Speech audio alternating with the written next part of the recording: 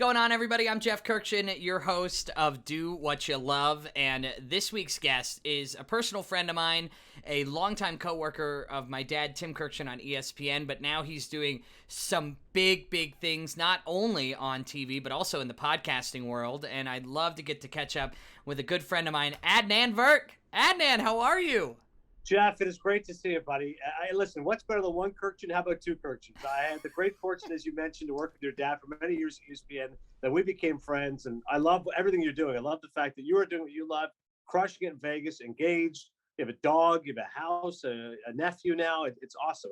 I wish nothing but great things to the Kirkshin families. At ESPN, there was always a big rivalry. The Golick family was very prominent because of Mike Sr., Mike Jr., he mentions his kids a lot, but the Kirkshin family definitely, I think, gets a lot of love, too. As far as, like, favorite ESPN families. It's like, the founding fathers and such. So it's great to catch up, dude. I remember years ago, one of the first introductions we had is when your dad said to me, because, Jeff was watching you, and he said, I don't know what age Adnan is. He's like, he could be anywhere between like 32 and 40. And I'm like, really? He's like, well, he goes, yeah. He could be 32 or 42. And I go, what do you think is the reasoning behind it? And Tim goes, I don't know. That's just what he said. He goes, I'm guessing. He goes, I think your references are like older. Like, he goes, like, you love these 70s movies and Pacino, Jr. So maybe Jeff's like, oh, he's older. But then I think, to credit you, you look younger. So I don't know. He goes, but how old are you? And I think I was 35 at the time. So your 32 to 42 guess was like, it was fairly accurate. I'm now 43. I'm now elapsed, by the way, with the hell you thought it was. So I'm officially an old man. I think I described you as an enigma. I said I couldn't put the pin on Adnan because I think it was a combination of those two things. And I hate to correct your age range, but I'm pretty sure I said like something like 30 to 50. I was like, could be anywhere in between there because, no, but in all seriousness, at the time that we had first met and I joined the show and you were doing, I believe it was Baseball Tonight on it was like on one Washington, D.C. building. I can't remember exactly where we were. Right. You're right. It was the 4th of July game. We were in D.C. You're absolutely right. And I remember, meeting you and seeing you and hearing your references and saying, man, he's just so polished, and to think of, at the time, a 35-year-old guy crushing it on, ESPN, I mean, that's just, that's just insane and unheard of, and you rose to that level, and now you have your own success with Cinephile and MLB Network and NHL. I mean, Adnan, I looked up to you and continue to look up to you for your massive success that you do. That's so kind of you, Jeff. It's interesting. I think of what Dan Patrick said. He's, at ESPN, they create stars. You've got the 4 letters behind you, so it emboldens you. It's like, really kind of lifts you up. Because the real test is without ESPN, can you still have success? And as you said, the fact that I've been able to work at MLB Network, NHL Network, have Cinephile, Metal Arc, my NFL podcast, the Jim Shuffle with Mike Lombardi. I mean, all these kind of projects. I still do some stuff for DAZN, their NFL content, because they have NFL rights in Canada.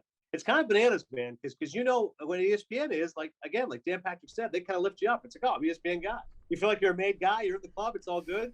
But without that, where's your backup? And it really, I remember very, very fortunate that I've been able to have success. And I think those 4 letters do help. Like, I can't tell you how many people I've worked with, Steve Weissman's, Max Bredos's, Deuces Rogers, all my good friends I worked with at ESPN, they've all gone to other places. And I think because we have that ESPN experience, certainly an employer will say, well, you worked at ESPN, clearly you've done a few things.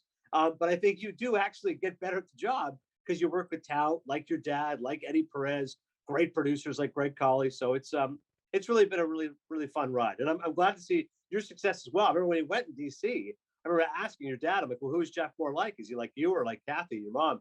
And he's like, no, he's more like me. I'm like, okay. like without hesitation, like, no, he's more like me. I'm funny, self-deprecating. He's like, yeah, that's great. And then, of course, you came on and did like a killer impression of your dad, which people think, well, of course it's his dad. I'm like, no, but not everyone can nail impressions. Like, but yours was perfect as far as the laugh and the arcane references. It was very, very good. Well, that I appreciate that. I've spent quite a few years with him and having him around me, so I think I've perfected that. It's funny because Adnan, and I got to talk to your character here. Or one of my favorite conversations was when I was chosen to do with Eduardo Perez to do the play-by-play for the celebrity softball game back in 2019 in Cleveland. My dad called me and said, "Hey, this is what's going on." I said, "Oh my goodness," and he said, "You got to call Adnan Virk, because he's the expert when it comes to blending the amazing ability of sports and pop culture and energy and putting them together." I remember a friend of mine who His name's Paul Mancano. He works for Masson for the Orioles and the Nationals down in the D.C. area. And he's great. And I told him in college, I said, you got to host this music show because you have too many funny movie and music references. You want to be great at both sports and references. You're like the king of references, Adnan.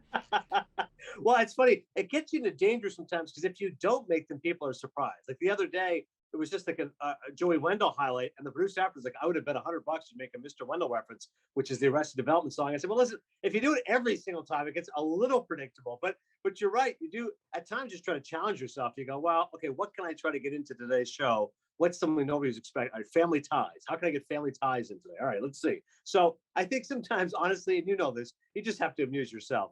I've done way too many shows at 2 a.m, which not many people are watching. So if you can't entertain yourself, entertain the people around you, that's always the first goal. And then you try to entertain the audience. I don't think that's narcissistic or self-absorbed. No, I've got to entertain the people I'm with, because if I'm entertaining them, more than likely other people are getting the references. And sometimes they don't get the references. Joe Adell of the Angels, of course, when he first got called up, I said, Joe Adell, hello, it's me. And then later did the rest of the highlight. And Dan Plesac said he was driving home that night, and he goes, God, now I got it. Hello, it's me. I can't believe I missed it. He goes, at the time, I was like, what the hell is this guy talking about? So and now every time I see it, he goes, hello, it's me. I'm like, yeah, exactly. So sometimes it takes a little while to get the joke or get the reference. But that is... I remember your dad saying to me, he goes, listen, Jeffrey's not huge into sports at all. He goes, he's a big music guy. He goes, he loves music. He loves entertainment. He goes, he could be like a Jon Stewart type. So I always find that interesting too. People just assume, oh, you're the son of a baseball nerd, you must be into it. I'm like, no, it doesn't always work that way. My boys themselves, my eldest son's big into sports. My second son isn't at all. So I think it's important that it's great just to go into father-son tangent. I love the fact that your dad molded you or like passed along that love of broadcasting, but didn't say, hey, you need to learn about Tris Speaker. Like, no, do whatever you want. Well, I will say I took his love for storytelling, and you know, when I went to sleep at night, my goodnight stories were not of princesses and dragons and princes. They were actually of Babe Ruth and Joe DiMaggio and who's on first, what's on second. I mean, that was what I got as a kid. Right. And Adnan, I think you speak so clearly, because I host morning radio here in Vegas, and I always say if I'm not having fun with my co-host Amy and we're not able to go back and forth and make each other laugh, what are we doing here? We're going to be trying too hard to be reaching the audience. They're going to see it and they're going to hear it and they're going to go, oh, this guy's trying way too hard. And I love, you know, with you and your work on television, the way you're able to bring people in kind of as a point guard and a host. And my dad's always talked about you when it came to me hosting morning radio. He said, Adnan Virk, Carl Ravitch, these are the guys you need to learn about, because they're able to bring people in and set people up for success. And when they have a guest who, quite frankly, you know, sometimes you have former players who are so knowledgeable, but they need to be put on a tee a little bit. They need to be set up properly. Or you'll have an expert who maybe is not TV ready. You need to set them up in a proper way. And that's what the point guard's all about. That's what my dad taught me. And I see it in hosts like yourself all the time. No, I appreciate that. I've always prided myself on being a pass first point guard. I've always thought that, listen, make everybody else around you better. Make sure they're in a position to succeed. And then from there, you're good. Because obviously, if they are polished and they are smooth, that's going to make you look even better. So whatever analysis you can get out of a former player, they do a good breakdown, that makes both of you look good. If they're struggling, it makes it look like both of you are struggling. And thankfully, someone like your dad and the vast majority of people who worked at ESPN, I didn't need to do anything. I could be screwing up left and right, and they'd pick me up all over the place. That was always amusing too, whenever I would mess up, because your dad could be an analyst, an insider, or a host. So he was a three-point threat. And then guys like Aaron Boone were so smooth, and Alex Cora was such a talent. So I always found it funny whenever I would start butchering things, they'd have to save me. I was like, oh, I'm the quarterback. No, actually, you don't even know what you're doing. You're barely the offensive coordinator here, okay? So it was a really embarrassment of riches we had there at ESPN, especially on Baseball Tonight. Oh, yeah, you guys had a great crew. And Adnan, I want to put the pressure on you just for a second. We were talking about references, deep cut. You're saying, how can I work in Arrested Development today? What is one of the deepest references you've ever made on television where you kind of thought to yourself, if one person got that, it's a win? What is the deepest reference? There's a hockey player named Andreas Lilia, Lilja, and I said Andreas Lilia Forever, which is an incredibly obscure Russian film, I think about like child prostitution. And one of my friends got it. He goes, "You got to be kidding me!" Like he texted me, like, "Lillian Forever? Like what? What are you doing right now?" And I'm like, "Listen, that's the first thing I think of. I see Andreas Lilly. I'm like, oh, Lillian Forever was a really good movie." So somebody else hopefully will now look up Lillian Forever and go, "Okay, I'm inspired to watch this film because of the 6 defensemen of the Detroit Red Wings." I had one in my brief experience at WWE, which again, it was coming off the Oscars, and everybody kept saying, "Hey, can't wait to see how many Oscar references you're going to make." And I'm like, well, I don't think Vince McMahon's big into Oscar references, but okay. So Mandy Rose, who's an incredibly attractive wrestler, we're going to break, and I said, "There she is, Mandy Rose, the promising young woman." And my friend Ben Lyons said he just flipped the channel over and he goes, literally did a spit take. It was like, how many people are getting that reference to a Carey Mulligan movie, Promising Young Woman, which is about like sexual assault victims and like a vengeance story on men? Like, because like if Mandy Rose knew you said this, like, what are you calling me a promising young woman? What am I like? What? And I was like, yeah, but again, one person got it, and then it was Ben Lyons who would get a reference like that. So mission accomplished. Well, and you're absolutely right. Mission accomplished. When you make these little references, you make them quick enough to not disturb the broadcast, but also smart enough for those that are actually listening to be able to understand. You just made a Princess Bride reference, you know, one of my favorites to reference on the air. My name is Inigo Montoya. No, I'll tell you, Jeff, the best example of that was Neil Everett, who was one of my favorite broadcasters.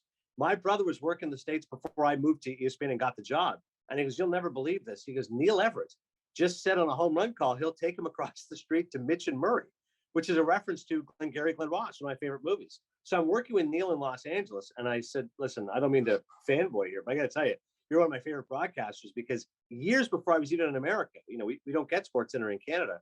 My brother told me, "You made this reference. He'll take him across the street to Mitch and Murray." And Neil had this look at his face. He goes, "That's so interesting you say that." And I said, "Why?" He goes, "A coordinating producer that night said to me, like, what are you doing?" And I go, "What's that from?" And I said, "It's from a play, which is now a movie called Glenn Ross." He's like, "Still looks clueless." And Neil goes, "It's starring Al Pacino, Jack Lemmon, Alan Arkin, Ed Harris. Clearly, these are not actors you're familiar with." Like whatever. Like, and the guy was like, I would lose it." And Neil's like, "Why?" He goes, "No one's going to get it." And Neil's response was, "Yeah, but I get it." And that was it. That's exactly you and I've been talking about. Yeah, but I get it. Like, that's enough. Because as you said, you're still getting the home run. You can still see that Cecil Fielder went deep. He's hit his 26th home run of the season. Tigers up 5-3. But we're getting just a 5-second sliver. He'll take him across the street to Mitch and Murray. And for life now, I'm a Neil Everett fan because he made that line. It's great.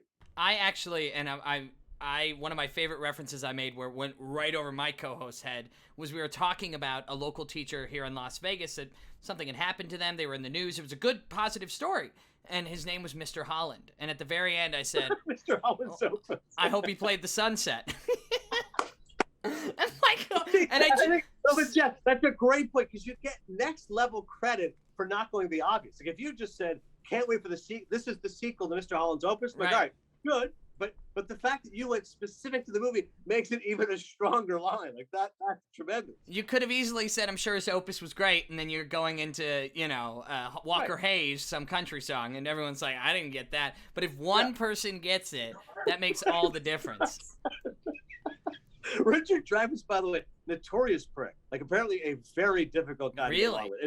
Yeah, won an Oscar for The Goodbye Girl, Neil Simon. You know, obviously really good actor of the 70s, Jaws and others. But like, I love Dustin Hoffman, and he has a reputation for being incredibly difficult. RichardDreyfuss is like even more difficult than Dustin Hoffman. Like apparently, just with directors, other cast members, if you just Google like RichardDreyfuss difficult, I'm sure there'll be a avalanche of stories about him. So bear that in mind. The reason I mentioned Mr. Holland's Opus, of course, is a great movie. I think it was nominated for an Oscar. It's inspirational. It's about teachers, good natured. But I couldn't imagine, like I said, the guy was probably just a huge jerk. Oh, yeah. I mean, when you're that big, too. I mean, Jaws, one of my all-time favorites. Yeah. RichardDreyfuss, incredible. We're on with Adnan Virk. He's also the host of Cinephile, his very own podcast. And, you mentioned earlier, standing alone from the four-letter network, right? How will you stand as an individual, as a host, as a personality without it? And you're absolutely crushing it, especially with this podcast. You prove that, hey, like, I can be on MLB Network, I can be on NHL Network, I can do WWE, but I can also host a very intuitive, very smart and thought out podcast about movies. It's not just like a couple of guys hanging out on the couch talking about, "Oh no, Die Hard was great." It's like an actual in-depth thought out process of movie review. And I feel like I'm smarter after listening to every episode No, that I get to listen to yours.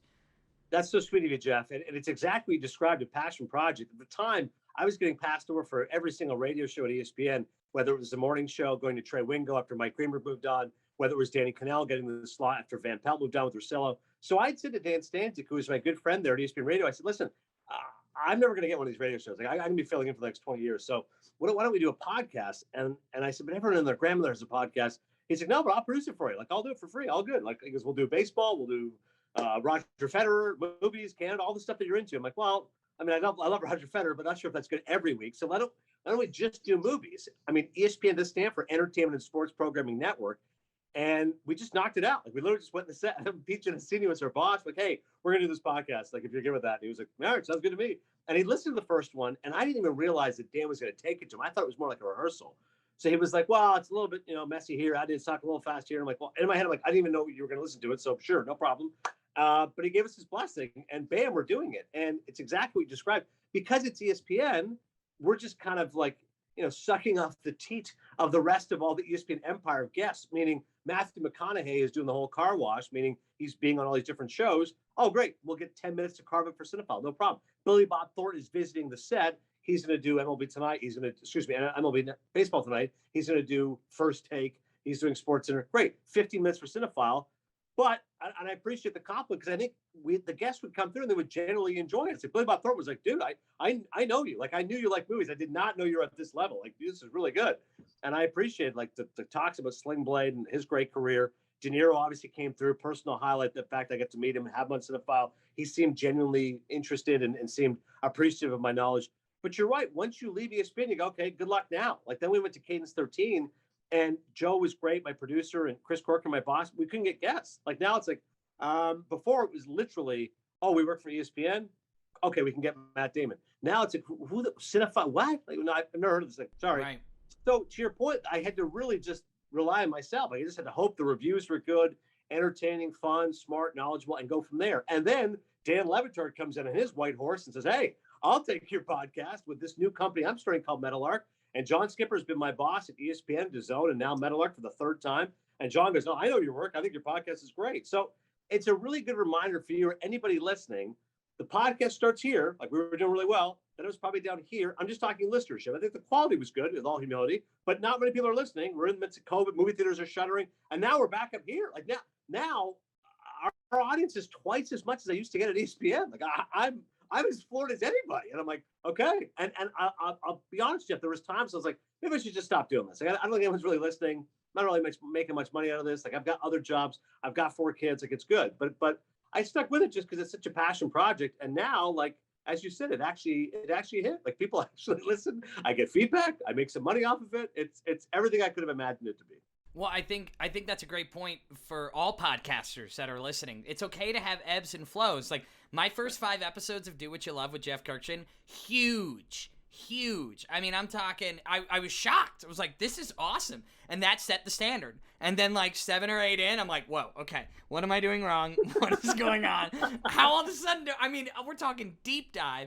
It's like Apple Podcasts loved me, pushed out my episodes, loved it. And then all of a sudden they were like, now I'm like 18 in, and I'm starting to kind of get back into a rhythm of things. Yeah. And I absolutely love it because, as you said earlier, like, this is mine. This is my thing. This is what I do and what I love. And I want to talk movies, but you brought up Dan Le Batard, who, and we have to, Adnan, was the first reason why you really got introduced to the Dan Le Batard audience when they did a Looks Like with you? Was that really the first introduction to Adnan Virk? It's a good question. I don't know if that was quite the first one. I do know that, like, Stu Gatz and like Chris Cody, Billy, like, those guys were friends of mine, or like fans of mine, I should say. I didn't know them at all. And then I think, God, you're right. I don't know what the first time I was on. I think they were like, we'd like to have you on. I think Stu Gatz had tweeted with each other, like, okay. And I went on with him when Dan wasn't there. And it kind of became a bit like, hey, we love Adnan. Dan doesn't like him, whatever.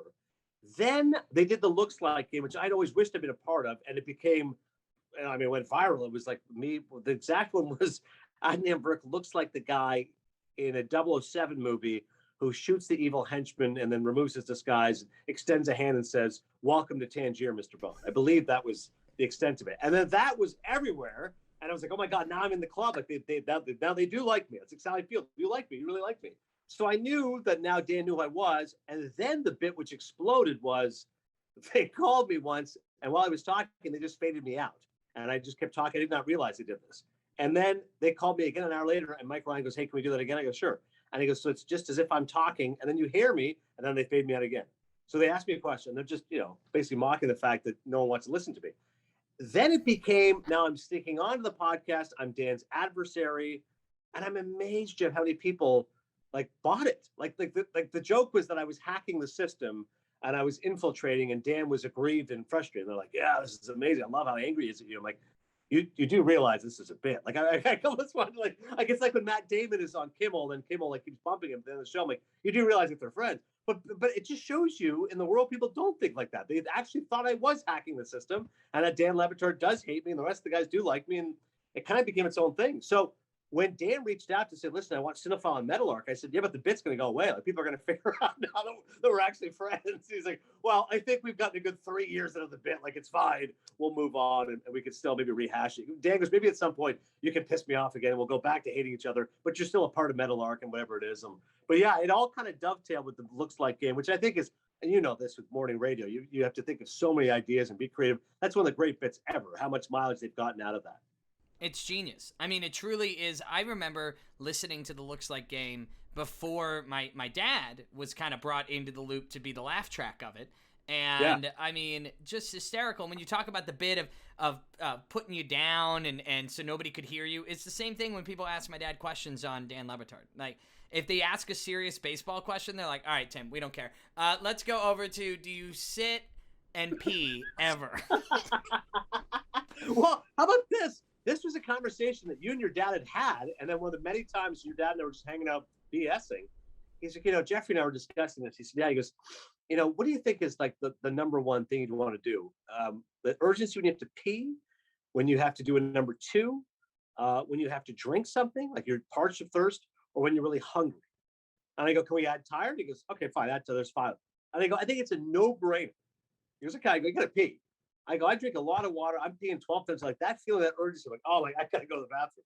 He's like, yeah. And then we started getting other people in the camera. I think Ravish jumped in. I was like, it's gotta be the number two. Are you kidding? Like, if you've got to go first thing in the morning, like you got diarrhea, like you're in pain, like there's no way. I said, thirst is definitely overrated. Like I can fight through that. Hunger, again, you can fight through, but it's gotta be either urination or bowels.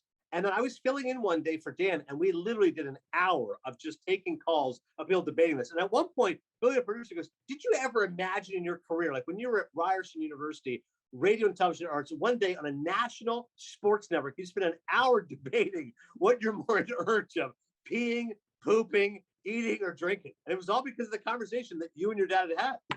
I know. And I found that in morning radio. I'll come in with the funniest story, and I'll turn it into a topic, and we'll get one or two, maybe three calls. And then the next day I'll come in and say, oh, yeah, I stubbed my toe on a table because I was reaching over to pick up a dog bone. And we will go off on dumb injuries for an hour. And it's like you never know what's going to light on fire. And I even talked about my favorite hypothetical my dad and I have argued for years, which is you put Devin Hester on one goal line, and you put a bear on the 50-yard line.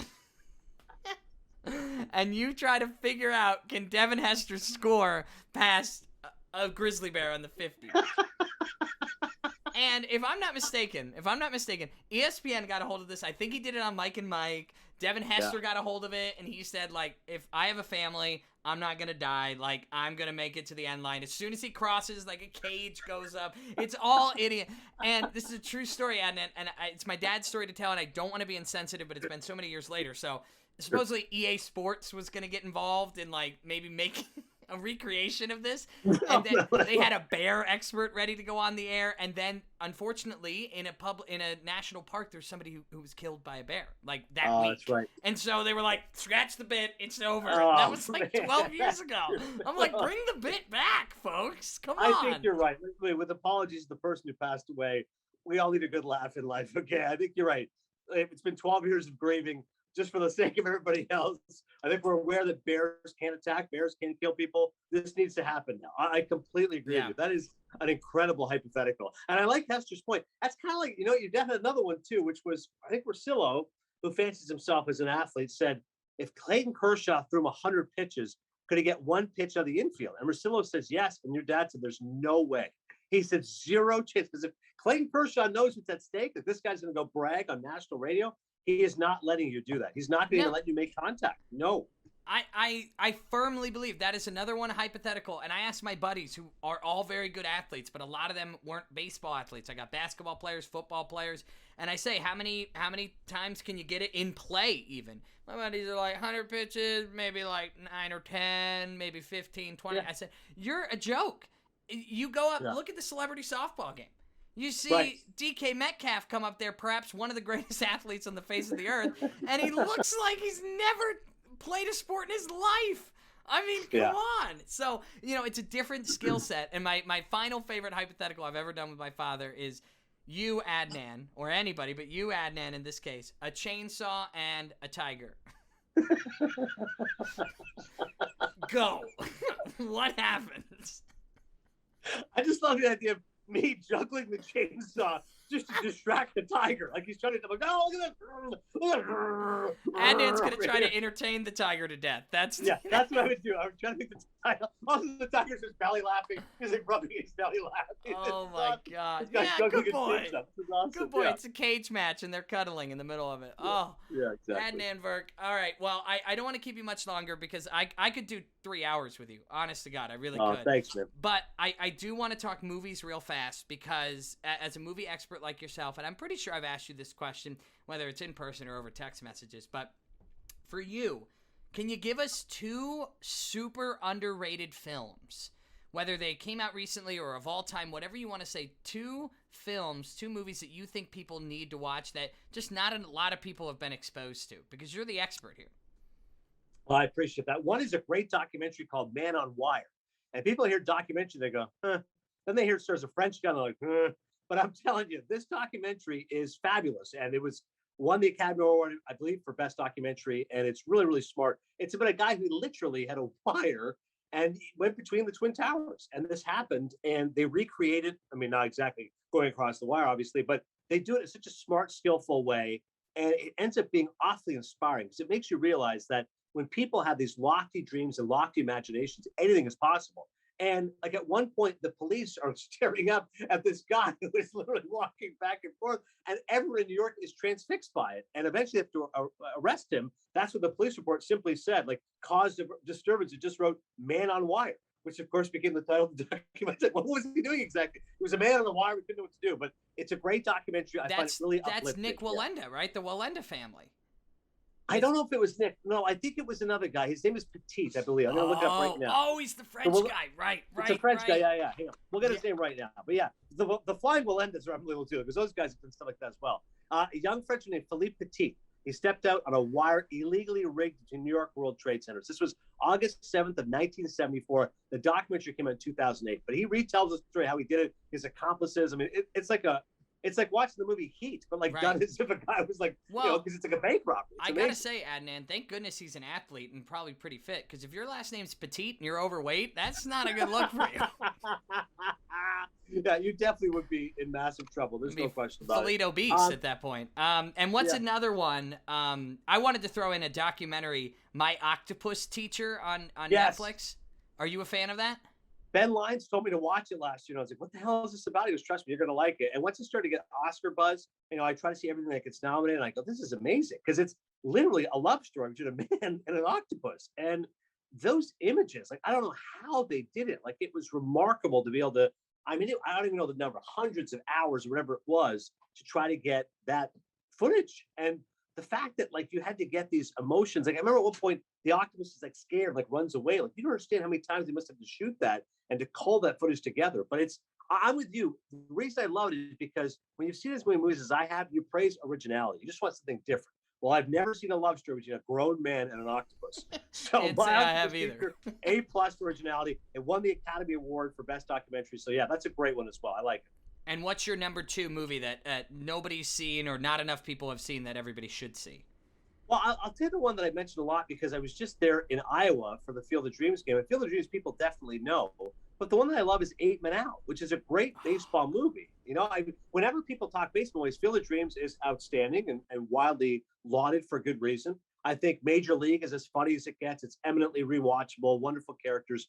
But I think 8 Men Out, Jeff's a brilliant movie. And I talked to Keith Olbermann about this. A lot of sports movies don't have a lot of sports in them. 8 Men Out actually has a lot of baseball. It's game 1, game 2, game 3, game 4. And all those guys look like athletes. Charlie Sheen's in right field. John Cusack's at third base. David Strathairn is a pitcher. Roy Schock is a catcher. Like, these guys were all young in their 20s. Like, they look like athletes. But it's in like 1920. So, like, you got the mitts that are the size of our hands and the wooden bats. And I mean, John Sayles did an amazing job writing and directing it. You've got actual baseball, which seems legit, but then it's a morality play. It's about what would you do if you're faced with this really penurious owner and you're really tight-fisted looking for some extra money, and becomes a morality play, like I said. And John Mahoney's great as the manager, a really bittersweet ending. So I think 8 Men Out's one of those great baseball movies. There was a real stretch you'd have a lot of sports movies. Haven't seen a lot of baseball movies in a while, going back to Moneyball. So I wish more people saw 8 Men Out. I think it's a really sweet film. Adnan, do you know my fun fact about 8 Men Out? Are you ready for this? This is going to blow your mind. In the final scene where they have Shoeless Joe Jackson playing in some independent ball league, whatever it is, remember he's playing in the outfield, he ranges out to his left, we're in right field, and one of the backdrop where the warning track is and then the wall, it says Kirkshin. Oh my God! It's advertising. You got to watch the movie. I've looked everywhere on the internet. I think I tweeted about it like 10 years ago, but it literally says like Kirkshin's Confectionaries or Kirkshin's Drug Store, and it literally has my last name, our last name, me and my dad, like in the backdrop, and he ranges back, catches it, and it's so clear. It's almost like it was meant to do that, because you know when movies just lend you to look somewhere, they they just tell you to look at it. It's like what Hitchcock says, you show me the bomb, and then you know, like I felt like that was the moment, and I was on an airplane when I discovered it. I'm flying, and oh my gosh, and I pause it and I rewind it, and rewinding on those tiny little screens is not as easy as you would think. And Dude, I pause that's amazing. it, and it's incredible. I've seen it out a handful of times, but I don't think I've seen it in a while. So I completely believe you. There must have been some Armenians there putting some signs up in the back. A couple of Easter eggs in here, John. Yeah, they must have been eating Armenian food on the breaks of the filming, and they said the only thing we want is our last name in the background. So, Adnan Virk, thank you so much for joining Do What You Love. I mean, you are the epitome of doing what you love. Your success with Cinephile. I'll link it in the notes so everybody can follow. You can also hear him, obviously, or see him on MLB Network, NHL Network, always doing good stuff. And please subscribe to his podcast, too, because he is fantastically smart when it comes to movies and all things references as well. I appreciate it, Jeff. Thanks for such kind words. Congrats on your success. Hope the pod is a huge success. I'll tell one last story about your dad. We're at the All-Star game in Miami, and Pitbull is performing, and I make a beeline as soon as we're done, and he's about to go on stage. I go, hey, Pitbull, if you get 2 minutes, I can introduce you to a huge fan. And he goes, sure, no problem. And I literally grab your dad. You got to get over here. He's like, oh, what is it? And we're walking up the field. I go, Tim, this is Pitbull. And Tim realizes he's paralyzed. He isn't sure what to do. Pitbull's like, heard you're a big fan. And Tim just goes, I am. And the best part of it was Pitbull tried to give, as you and I would, the handshake hug. Your dad has no idea how to do that. So they have this incredible, your dad tries to go in proper handshake. Pitbull's already gone the half hand. Now it's just a complete mess. And they go, well, at least we got to get a picture together. And that picture is probably the most popular tweet I've ever sent. As I tweeted, Mr. Baseball meets Mr. Worldwide or Mr. 305. And people loved it. And it's like an incredibly iconic picture of your dad and Pitbull hands clasped together. Adnan Virk, I love that story. Absolutely. Thank you so much for joining the podcast. And I'd love to have you on when I hit, I don't know, I'm at like 20 episodes. We'll do it at 120 episodes. And we'll have you on again to talk a little bit more about movies. I'll come back for an anniversary episode. Anniversary episode would be awesome. I'm in. That's a huge success. Adnan Virk, thank you so much, brother. Appreciate you. Thanks, Jeff. We'll talk soon.